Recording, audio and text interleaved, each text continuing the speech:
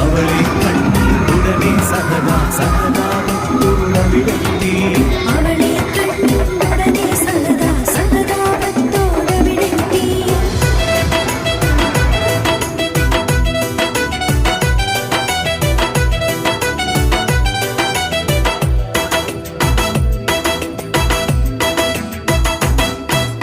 നില കണ്ടിട്ടവളുടെ കാര്യം ഗ്രഹിയാനായി കുരിശു വരച്ചു.